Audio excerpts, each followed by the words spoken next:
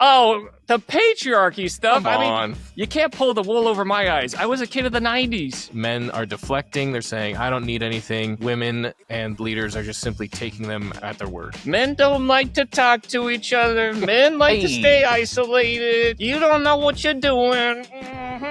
Understanding that men are generally and usually not okay. And it's like, Happy Father's Day, jerk. You nobody? Yeah. And now for a cultural call-out. We sure don't appreciate that. Welcome back to Salty Saints. My name is Hayden Holm. This is my brother Tanner. Today, we're talking about a cultural call-out that I've noticed that I feel like is completely encapsulated in one experience I had in the church. This was a few years ago. This was in my old ward, and Mother's Day came up. I think about 4 or 5 weeks before Mother's Day, we were talking about Mother's Day. We were planning Mother's Day. Ward council was deliberating over the topics and the speakers. They were praying. They were planning. They got a company to cater an entire bakery spread worth of treats. All of the men took off the second hour to fill in for the women's callings. They gave the women the gym and round tables, and they said, socialize for the second hour. We've got it from here. So the women had the second hour. They took it. They socialized. It was a great event. It was spectacular, and it went off without a hitch. It was great. That Father's Day, I attend the ward. I sit down, and after seeing Mother's Day, myself and the other members of the Elders Quorum presidency, we were both young fathers, very tired. We were kind of rubbing our hands like, oh boy, we're looking forward to this. We looked out our spiritual windows, and what did we see? Nothing. We sat down on the sacrament bench. There wasn't a talk. There was no primary song. There was no production. The second hour, I think we read a talk about Sisters in Zion. And then afterwards, there was no treat passed out or anything. There was not even a single mention of Happy Father's Day that entire block. And I remember we all kind of walked out together and we all shared a glance. We all just looked at each other with just like this disappointed look, like, whew, man, it's really tough being a young father. And I feel like the ward really elevated mothers on Mother's Day, which is great. I'm all about elevating that, and supporting women in their divine roles. But when it comes to men and Father's Day, I felt like we were a little bit let down. So how does that compare with your experience in the church? Yeah, well, I mean, in every ward that I've been to, Father's Day has been mostly an afterthought, There's usually like a stash of root beer, like 10 cases of root beer in the cellar or, in the basement of the chapel. And they just pop that out. They, tie a little note to it and send it out. They dust off the top. They're like, they actually have to dust it off. Yeah, no, that's the thing. Get the cobwebs off of it. Yeah, it's just like, and, I don't want to take anything away from Mother's Day. I think we should increase the celebration we have there too. But I think that we should also bring Father's Day up to the same level that we celebrate Mother's Day, because the differential between those two is wild. There's a huge delta between those two, and I don't get why it's happening. I just don't understand why that exists. Yeah, I don't know if there's political feelings behind it, or if there's some kind of friction there between in the leadership of every ward that I've been in, where Father's Day is something that we don't want to invest into, but Mother's Day is. And I feel like it has something to do both with the men and the women in the ward and how they want to approach celebrating Father's Day. 100%. Yeah. After I moved out of that ward and I wound up in a bishopric in another ward, the year after that, I was determined. I said, it's not on my watch. Are we going to have a failure of a Father's Day? Because I know that there are some brethren struggling out there, and I was like, I want to make them feel appreciated. So I'm in ward council. I pitch out the idea. I cited some of the rates of self-destruction among men, and I ran through some of those, and I was like, hey, this is a pretty big deal. And I was in a ward where we really celebrated mothers, and we didn't celebrate fathers at all. And that felt a little weird. And I'm hoping that we can at least bridge the gap here. So whatever we did for Mother's Day, I'm hoping that we can have something around that same effort put forth for Father's Day. And my expectation was that most people would just be like, yeah, sounds good. Great. Yeah. But I was actually checked by a handful of the women in the room. So there were a couple of women in the room that were just like, I'm going to disagree. I don't think we should be celebrating Mother's Day or Father's Day in the ward. because we should just be focusing on the Savior during sacrament, and I'm like, yeah, I get that, but at the same time, if you are going to celebrate mothers, you can't just leave the fathers hanging, And so, I mean, I get that approach. It is one of the doctrines of like exaltation. So, I mean, it does seem like it would line up well as like a pretty good sacrament topic. But another sister mentioned something about, well, I mean, historically, men have been a deep part of the patriarchy. And so I think this is just kind of a natural outgrowth of that. And I was just like, oh, the patriarchy stuff. Come I mean, on. you can't pull the wool over my eyes. I was a kid of the 90s. We were post-racial, post-sexist. It was fine. Everything was great when I was growing up. It was fine. And everyone keeps saying like we had like white privilege and and we were advantaged because we were men and stuff like that. And I'm like, I'm still looking for that advantage. What it led me was like not getting into college, because I was a middle-class average GPA white guy.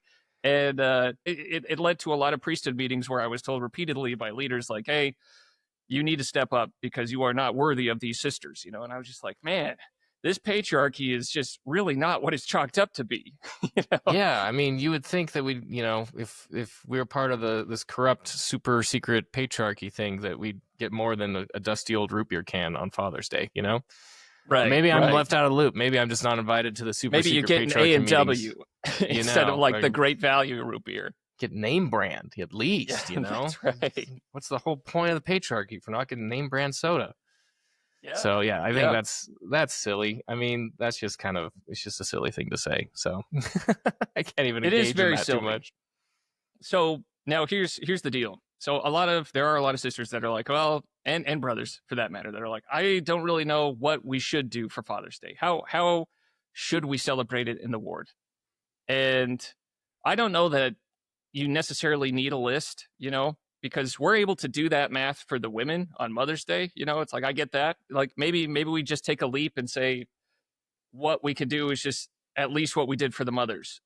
Maybe you just start there. If you don't know where to go, start there. There was a quote that I did want to bring out. Some people might look at this and say like, well, Hayden, how dare you, start bringing all this stuff up? This is just silly. You shouldn't be talking about this, blah, blah, blah, blah, blah. And to which I say, how we observe certain days actually sends a sign of how we value relationships. And this is actually doctrinally founded. So President Nelson brings this up when he talked about the Sabbath, because when he was younger, he would make lots of lists of like things to do, things to avoid on the Sabbath. And he worked himself into a tizzy until he understood a principle that he read in Exodus.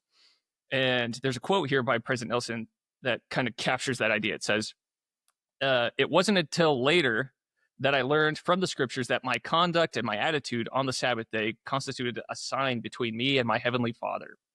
With that understanding, I no longer needed lists of do's and don'ts. When I had to make a decision whether or not an activity was appropriate for the Sabbath, I simply asked myself, what sign do I want to give to God? That question made my choice about the Sabbath crystal clear. So now, instead of the Sabbath, what if we just applied that to Father's Day?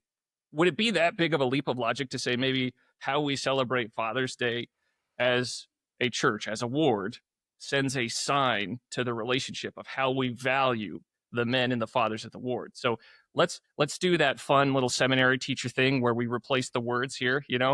I'll get my spirit voice on. Well, actually, no. I won't, because this is serious and I want to make a point. Okay.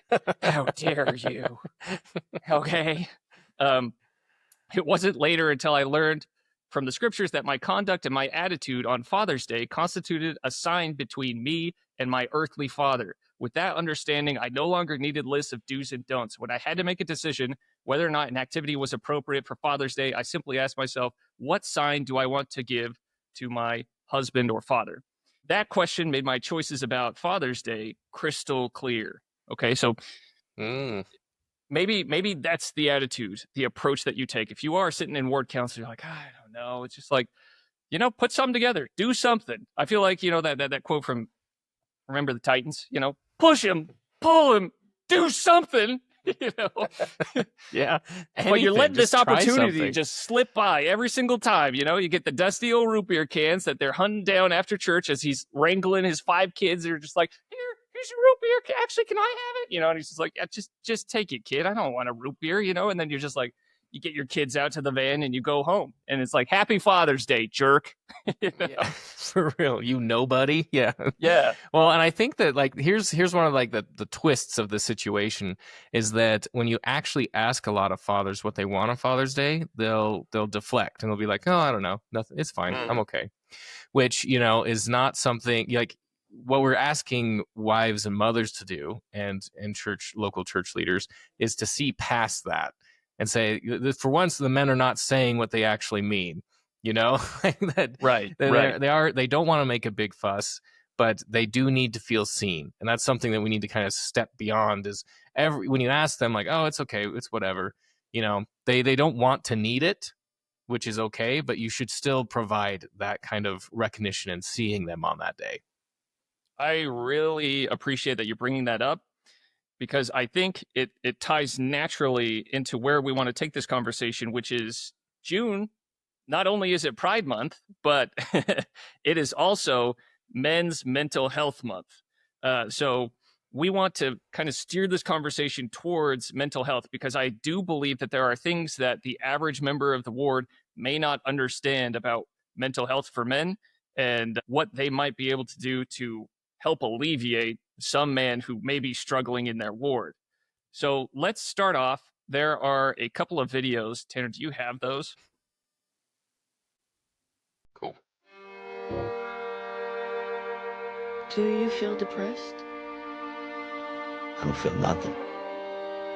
Nothing. Dead. Empty.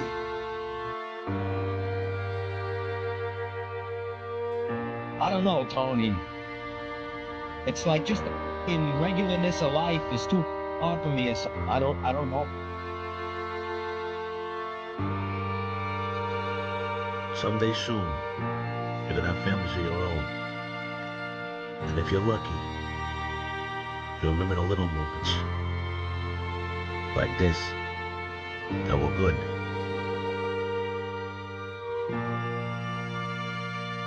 Am I a smiler? So I gotta be the same clown. Talk from my friends, my family, they're all bloody front. My wife prays to God.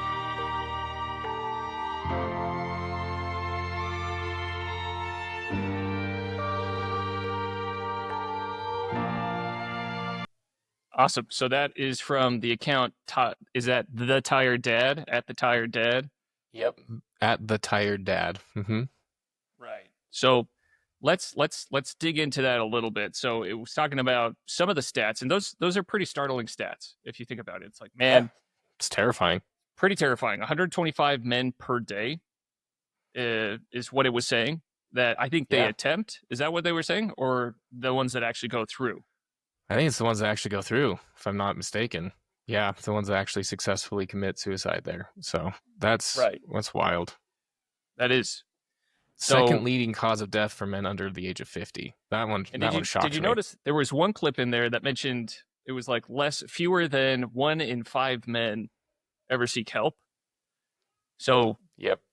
So let me unpack that a little bit. Fewer than 1 in 5 men. Yeah, so fewer than 1. It's pretty wild. That's pretty small, you know. Fewer than 1 in 5 men ever seek help for their mental health and to try and improve their mental health. So with that in mind, let's play the second video. This is how many men have attempted to take their own life. And by the end of today, it's this many. This month. And while this year, this many men would have attempted. The problem is bigger than we think. Every single one of these grains of rice is a brother, a father, a friend, or a son. Happy Men's Mental Health Month. Your feelings matter. Please don't hold it in. By the end of this... Okay, so after watching those two videos, what are the main takeaways for you? Well, I didn't know that after watching those videos. I knew it was a problem, but I had no idea it was that extensive of a problem, right? Yeah. And so the two biggest things I've come to realize is that we're having a epidemic, right, of suicide among men.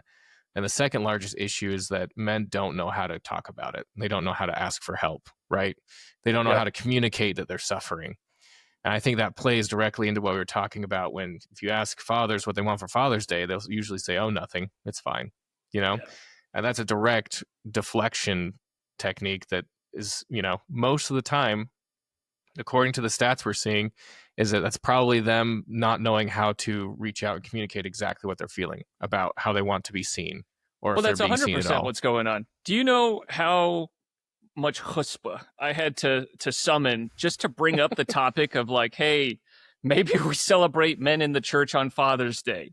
Like, it was pretty intimidating, and I did not expect to get jumped on like I got jumped on. Like, I felt like the women in there were just like, no, no. And I was just like, what? Hands up. Whoa, hey, we're on the same team here. I didn't know that you did not want to celebrate the husband or father figure in your life that badly, but here's the deal. Let me tell you the end of that story. So the end is the Relief Society president eventually said, okay, well, what we'll do is we'll do the exact same thing for fathers that we did for mothers. And I said, you got yourself a deal. And Yeah. she, so they gave the men the second hour off. They set up the tables and chairs in the cultural hall, and then they served cheesecake to all the men. And so there was like this cheesecake social that happened in the cultural hall. And before that, they were telling me, they were like, I don't know, Brother Holm, this is a little crazy. I don't think the men are really going to talk to each other. Men don't like to talk to each other. Men like to stay isolated. You don't know what you're doing. And so what happened? Those men ate that cheesecake. They loved it, and they talked to each other the entire time. They were laughing. Wow. They were talking. They were having a great time. And I looked at that, and I was just like, we did it. We did it. Look at that. These are men that would otherwise have just like turned down a root beer as they were like a stale root beer as they were leaving the church with their kids in their arms. These are now men that are connecting with other men in the ward. And so there is an interesting thought experiment that I ran because I am a wild card and a salty saint. I fed a study into AI. So the study came from the National Library of Medicine, and the study is called Masculinity and Help Seeking Among Men, because you brought up that great point that a lot of men do not know how to seek for help when they have mental health issues. Okay. So I fed that study into AI, and I said, all right, AI.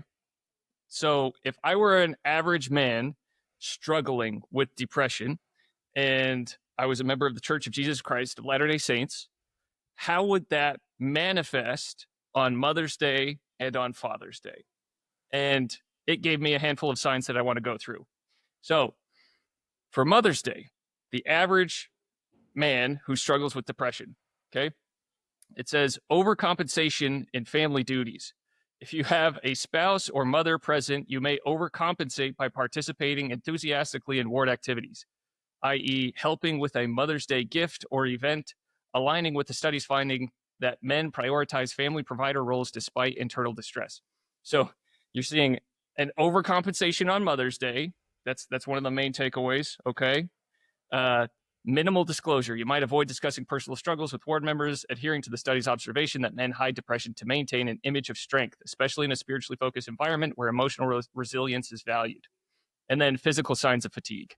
So subtle signs like low energy, a forced smile, disengagement during the sacrament talks might be evident, as depression's physical symptoms noted in the study could be exacerbated by the emotional weight of the day. So that's Mother's Day. Father's Day. So here's Father's Day, the signs. Avoidance of recognition. If recognized for your role as father or priesthood holder, you might deflect praise or downplay your contributions, reflecting the study's note about men avoiding emotional exposure to maintain a stoic image. Increased isolation. You could appear more withdrawn during social interactions, as the focus on fatherhood might amplify the stigma of being unmanly or incapable, leading to reluctance to engage with others as described in the study. Subtle seeking of support. You might subtly seek to connect with trusted male ward members during the priesthood meeting, drawn to the familiarity of same-gender settings, as the study highlights the value of men-only groups for disclosing weaknesses. And the last two signs here, fulfilling priesthood duties. So a stranger might observe you actively participating in priesthood-related tasks, such as blessing the sacrament, leading a quorum discussion, with a focused but possibly strained effort, reflecting the study's note about men upholding masculine roles like leadership. And then the final, task-oriented focused. If involved in word logistics, you might focus intensely on the task, appearing methodical but less socially expressive, reflecting the study's point about men prioritizing action-oriented roles to cope with distress. Okay, so let me sum up, because that was a lot. That was a lot of reading. Let me sum up. Mother's Day, overcompensation. Father's Day, deflection. Okay. I mean, Ring yeah, any bells? Ring a ding a ding a ding a ding a ding. Holy smokes. I mean, I got that. I saw that and I was just like, ha ha, I got it. And then I said, and I was just like, oh crap, I got it. Oh dang no. it, that's real. What am I looking at right now? So what are your initial thoughts after you hear something like that? Well, I thought a couple of things in there was really fascinating. Was one, the fact that men prioritize the provider role over personal distress, which I thought that was really interesting, because I think that's a male exclusive approach to handling stressful situations. I feel like that putting your emotions on the shelf or in a jar and just burying them deep down and just focusing on what you have to do is a male specific approach most of the time. I think that is being unintentionally exploited in certain scenarios like Father's Day, where men are deflecting. They're saying, I don't need anything. And women and leaders are just simply taking them at their word. Right? Yes. So I think there's this cultural call out is two-pronged. I think one goes to the men, where you have to start saying what you mean on this, right? Yeah. You have to start speaking up and saying, I'm not okay if I'm not okay. Right? Like that's something that we need to work to, that us men in the church need to work better at. And then the other side of this two-pronged problem is that women and leaders of the church, we have to start understanding that men are generally and usually not okay. Like we can't just take them at their word anymore, because we're seeing this epidemic of men, committing suicide. There's so many men who would just rather not be here anymore than be here. Right. Like that's crazy. That's an insane thing that we're struggling with as a church and as a complete globe. So I think that those two things we really need to focus on. When men deflect and say, I don't need anything big, I don't want to be celebrated, it's probably true. They probably don't feel comfortable being in the spotlight. But that's something that we need to help them feel more comfortable in by normalizing it, right? Yeah. By really, pushing past their discomfort and, our own discomfort, and then like really showing them that you can be celebrated. It's okay. So what we're seeing is, I think we're seeing like a multi-generational pendulum swing. Because, a couple generations back, women were not treated well, and they were not respected well in the church. They did not have, in society in general. And we've been seeing a push forward towards equality through the generations. And now I feel like the pendulum is sticking itself on the other side, right? And we're at that bleeding edge of like, okay, this is causing a little bit too much. We need to balance back out a little bit and how we treat men and women. And the large indicator of that is the amount of men who just simply wish to cease to exist, right? Yeah. that's I feel like taking that's themselves out of the game. Yeah. Yeah. And that we need to balance out this game a little bit to make sure it's working for everybody. Yeah. And so Tanner and I have been getting into this world of men, their mental health. We have our server, dadsneedfriends.com, and we will probably plug that a little bit later. But there is one of the men from dadsneedfriends.com who shared a moment in the Discord. And we followed up with him. We asked if we could share on the show. He said yes. And so there's this brother. His name was Reese Nelson, and he was brave enough to actually put his experience out for everyone to see and to try and help other brothers that may be going through something similar. And I think this story gets at a handful of things that you were talking about. So basically, he's talking about how he was in an unhappy marriage. And his wife started sending him clips that were pretty toxic, pretty feminist. And here's what he said. He said, the breaking point for me came one evening as I realized all recent videos and clips she sent me, which used to be funny and cute things, ended up being about how terrible men were and the criticisms of me directly. I realized at that moment that years of trying to be better and make it better and be the man she wanted was pointless. Every time she set a goal, I hit it. The goals changed and became more extreme. In contrast, I did something menial. I don't remember what it was. And Kimberly, his new girlfriend after the divorce, looked me in the eyes, smiled, and said, you are a good man, Reese. She doesn't know it, but I cried in the shower. Nobody has ever said that to me. And that was the moment I realized the devastation that extreme feminism and misandry can have on a marriage if left uncontested. So that came from Reese Nelson from dadsneedfriends.com. And I think there's so much that we can unpack from that.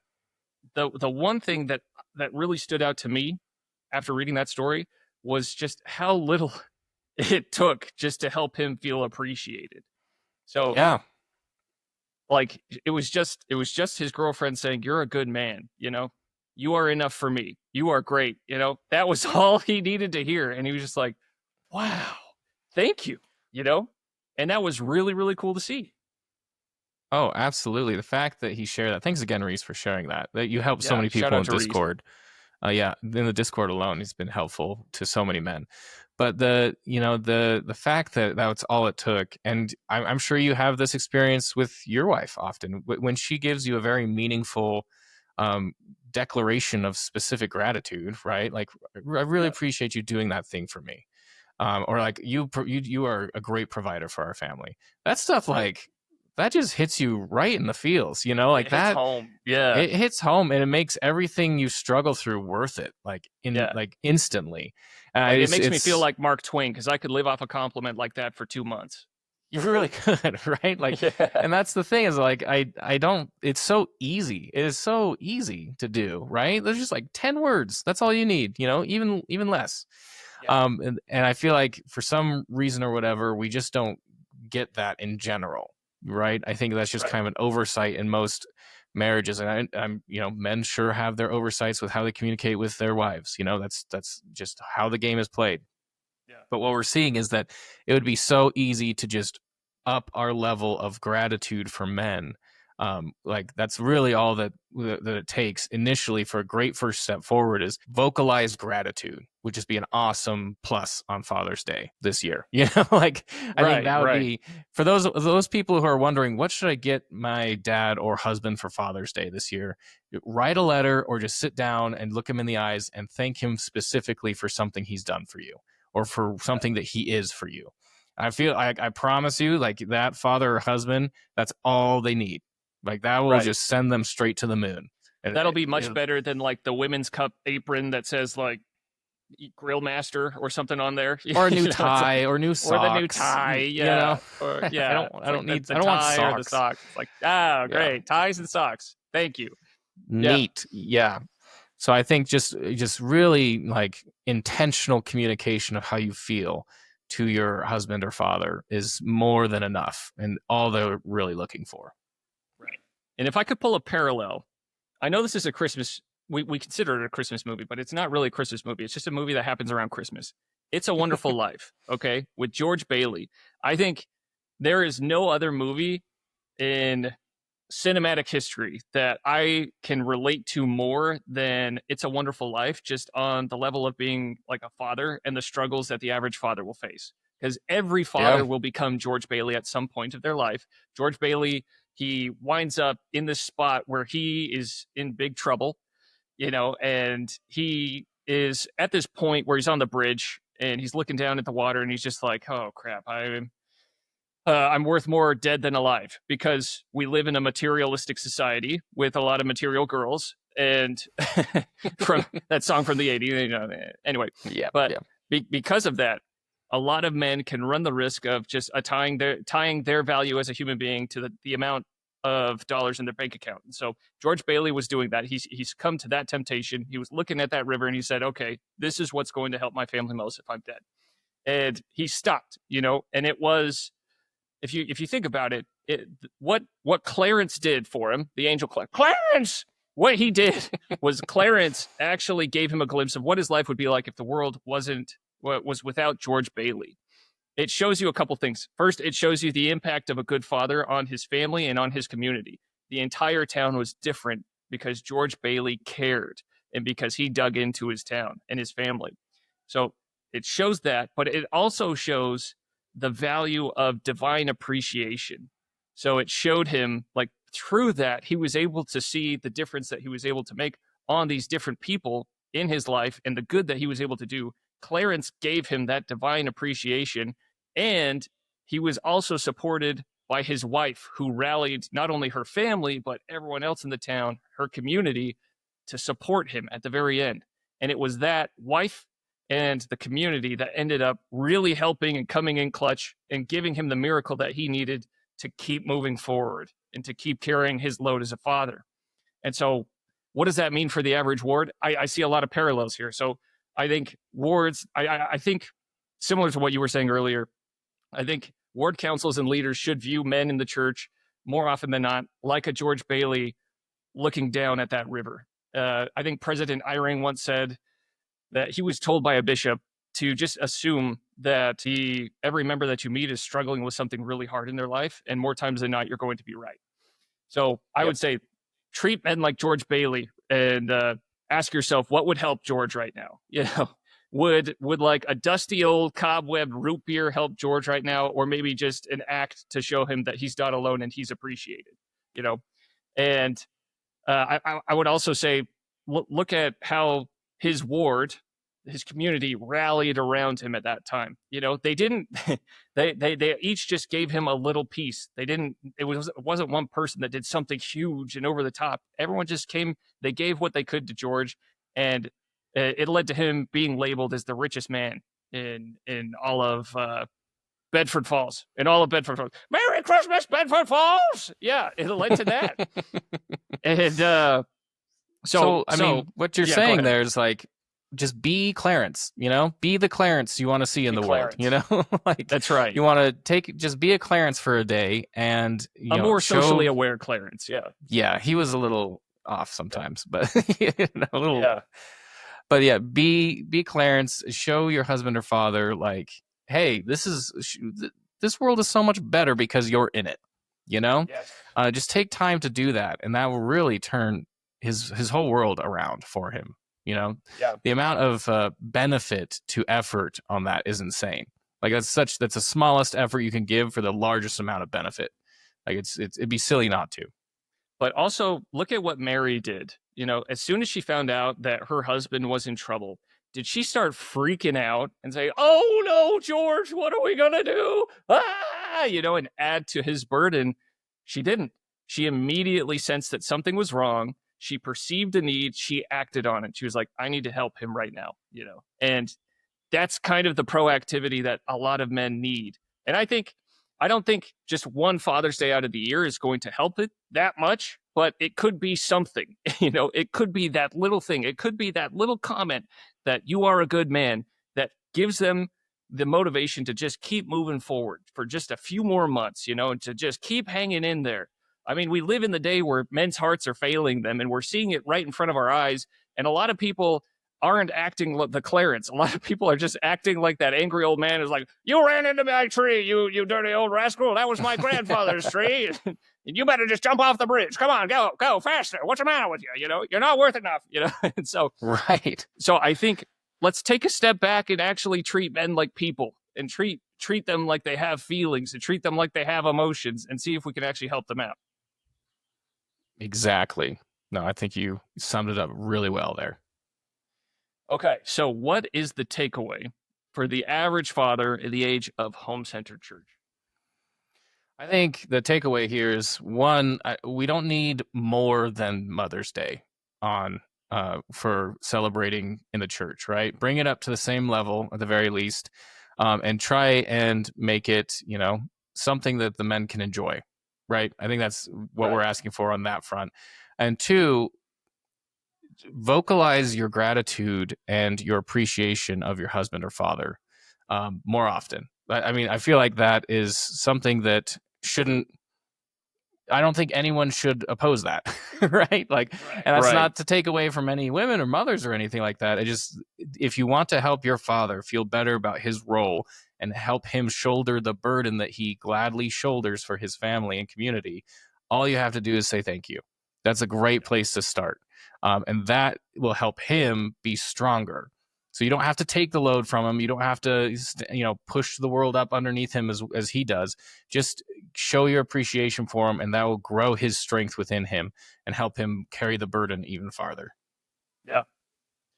Yeah, I agree. And I would say, in addition to that, just remember, like, it's not about the snacks. It's not about the treats. You know, It's not about the that's root what you beer. if you walk away from this and you're like, okay, well, we can't get men root beer anymore. It's like, no, it's about the sign that you're sending to that person when you treat Father's Day like an afterthought. Uh, Especially if you are in a ward that treats Mother's Day like an entire production. So what we're saying is like, let's value fathers as much as we value mothers, because we are preaching in the gospel a doctrine that says mothers and fathers should be an equal partnership in their marriage, and they should each carry their loads equally. And so I would say, let's just be conscientious about the sign that you are sending to men, and realize, I don't know if you actually took this out of those signs. So those signs of like all of the men on Father's Day and Mother's Day, I don't know if you realize this, but the signs were basically, you won't be able to tell if men are struggling in the ward because they mask depression so well. A lot of it was like, they're going to be task oriented. They're going to focus on filling their duties and making sure that everything's getting done. So odds are you're likely not going to know if someone is struggling. And I don't think you should have to know if someone is struggling to help them out. We live in an age where every member is a minister. And so minister to men in a normal and natural way in the ward, give them opportunities to connect with each other, and show them appreciation. I think those are the main takeaways for the average father in the age of home-centered church. And if you are a dad and you feel like maybe you are struggling right now and you need brotherhood, you're in a forgotten elders quorum, we're trying to combat that. So we have our Discord, dadsneedfriends.com. We'll probably plug that. We'll put a link in the description, but please come out there and join us. You're going to find men just like Reese that are out there who have gone through tough things and who can relate to you, give you advice, give you tips. And we talk finance, we talk marriage, we talk fitness, and we try and have a games night every week, and it's a pretty good time. So dadsneedfriends.com, go out there, connect with dads, find your strength. I think that's about all we got. So until next time, I'm Hayden Holm. This is Tanner, and this is Salty Saints. See you next time. Happy Father's Day, you filthy animal. Happy Father's Day.